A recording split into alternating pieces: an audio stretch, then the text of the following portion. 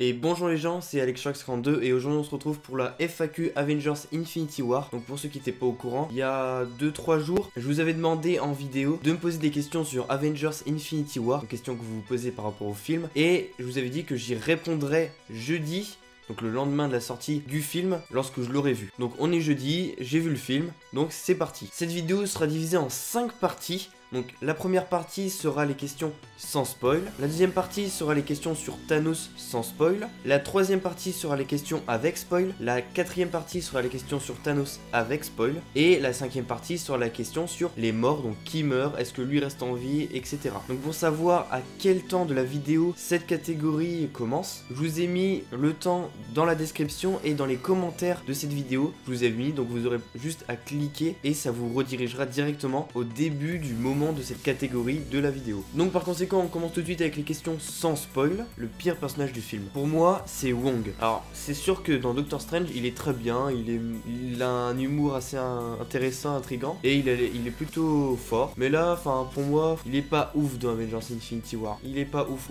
Vas-tu le voir plusieurs fois? Oui, je vais le voir plusieurs fois, donc je l'ai vu le jour de sa sortie, hier, et je vais le voir avec mon père aussi parce que ça fait toujours plaisir de voir un blockbuster avec son père. Voilà. Est-ce que le MCU sera mort après Avengers Infinity War? Non, le MCU ne sera pas mort après Avengers Infinity War. Ce qui meurt, c'est la phase 3 en fait, c'est la fin de la phase 3. Là du coup, après Avengers Infinity War, on atteint la phase 4, on entre dans la phase 4 du Marvel Cinematic Universe, et c'est très bien, c'est une très belle entrée, ça promet beaucoup de nouvelles choses. La fin d'Avengers Infinity War nous tease pas, mais elle nous montre que ça va beaucoup changer. Captain va-t-il se raser? Non, Captain ne se rasera pas, désolé, il restera comme ça, avec ce look. Si tu serais un personnage d'Infinity War, qui serais-tu? Alors, j'ai réfléchi pas mal de temps, parce que je me suis dit, ah lui, oh non, lui non. Parce qu'en fait, ils prennent tous cher dans ce film. Mais genre, quand je dis cher, c'est pas ils se prennent 2-3 coups de poing, c'est ils prennent vraiment cher quoi. Tu sens, tu le sens que bah t'aimerais pas être à leur place. Donc du coup, pour moi, le personnage que j'aimerais être dans Avengers Infinity War, c'est Rocket Raccoon. Parce qu'au moment où les Gardiens de la Galaxie rencontrent Thor, donc on le sait, Thor, Rocket et Groot vont partir à la recherche de la nouvelle arme de Thor, comme le nom du set Lego. Et de ce fait, Rocket va découvrir beaucoup de choses, de belles choses, des mondes qu'il n'imaginait pas, notamment là où va Thor pour créer sa nouvelle arme. Bon après là c'est la catégorie no spoil, donc j'essaye de le dire le moins possible.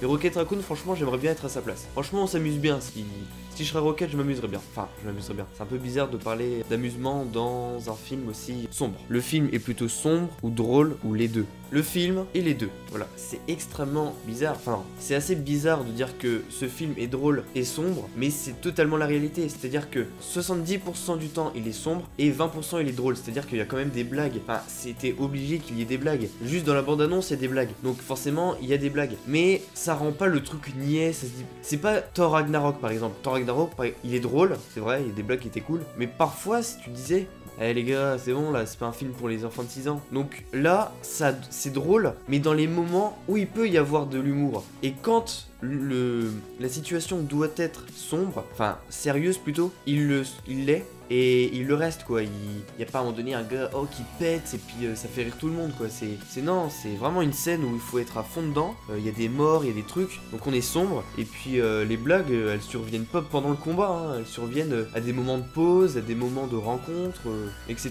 quoi. Le point de vue de Spidey va-t-il changer? Dans Avengers Infinity War, oui, le point de vue de Spidey change dans le sens où le fait d'aller sur une autre planète, bah il a peur, et c'est complètement normal, même s'il a peur, mais tu dis vu qu'il y a Tony Stark juste à côté, il est quand même un peu serein, tu vois. Donc ça change, mais enfin, tu vois, c'est intriguant de changer de planète. Ça nous arriverait à nous aussi. Est-ce que tu as été déçu au niveau de certaines scènes? Non, je n'ai pas du tout été déçu sur certaines scènes. Toutes les scènes m'ont fait kiffer et toutes les scènes sont réussites pour moi. Il n'y a pas de scène vraiment où je m'attendais à ce que ce soit ça et qu'en fait c'est moins bien. Je m'attendais à ce que ce soit ça, sauf que c'est ça et c'est mieux en fait. Donc franchement, je suis content.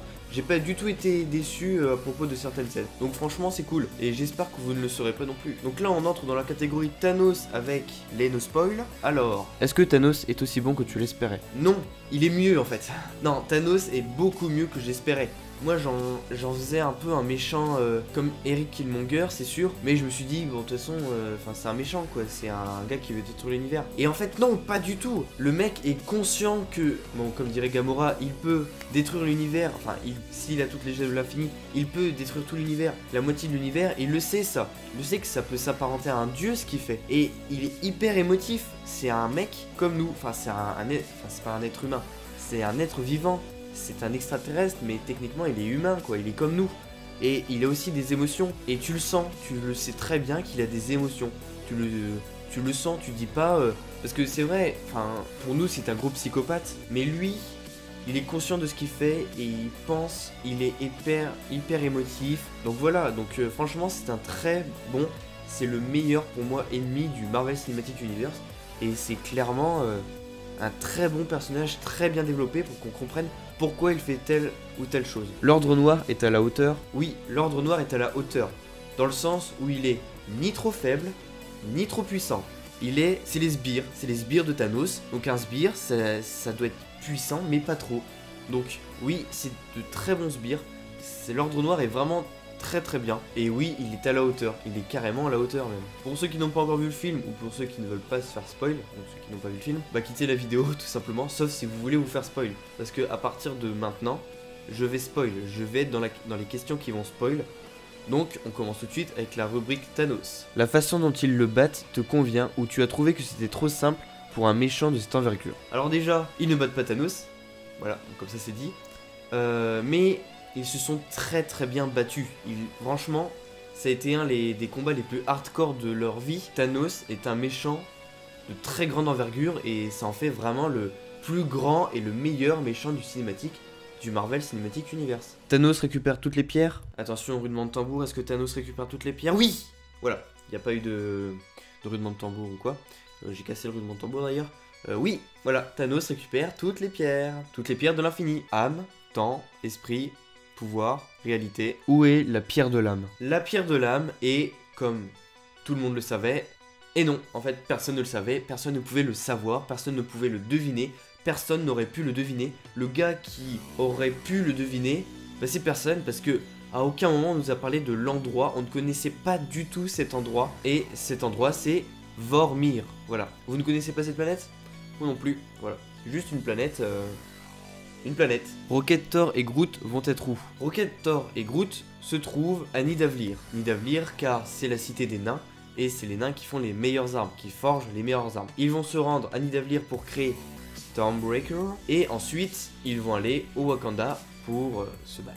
Et maintenant nous sommes dans la catégorie des morts, donc qui va mourir. Alors je vais pas vous dire qui va mourir, j'ai juste, parce que peut-être que je ferai une vidéo où je parlerai des résultats à la fin d'Avengers Infinity War, mais je vais juste répondre aux questions, à vos questions qui ont été posées à propos des morts. Est-ce que Captain America sera mort? Non, voilà, contre toute attente, Captain America ne meurt pas. Voilà. Que devient Loki? Loki meurt. Oui, voilà, Loki meurt et c'est le premier à mourir. Sauf si on compte les Asgardiens qui sont morts.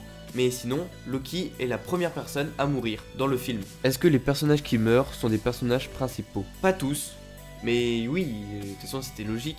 Certains des personnages qui meurent, des super-héros qui meurent, sont des personnages principaux, c'était évident. Qui va mourir entre Nebula et Gamora? Alors, comme tous les films normalement constitués, les personnages qui meurent sont des personnages moins importants, secondaires, tertiaires, voire même on s'en fout. Donc la question ne se pose pas. Entre Nebula et Gamora, qui est la plus importante? Vous savez qui est la plus importante. Donc maintenant, évidemment, la personne qui meurt, c'est Gamora. Et oui, c'est Gamora qui meurt. Et Nebula reste en vie. Ouais, voilà, ouais. C'est... Oui, moi je pensais que c'était Nebula qui allait mourir parce que... On s'en fout un peu de Nebula, enfin, voilà. Je sais pas, faut que ce soit Gamora qui reste en vie. Mais non, voilà, le destin a voulu que Gamora meure et non Nebula. Est-ce que Drax va mourir et Captain et Loki et l'Ordre Noir et Thanos? Oui, non, oui, non. Donc voilà les gens, c'est déjà la fin de cette vidéo. Ça m'a fait beaucoup plaisir de répondre à vos questions, de faire une petite FAQ. Ça fait grave plaisir en réalité. Ça me permet d'interagir avec vous si vous avez des questions, etc. Je pense que je ferai une FAQ pour les 1000 abonnés, je pense.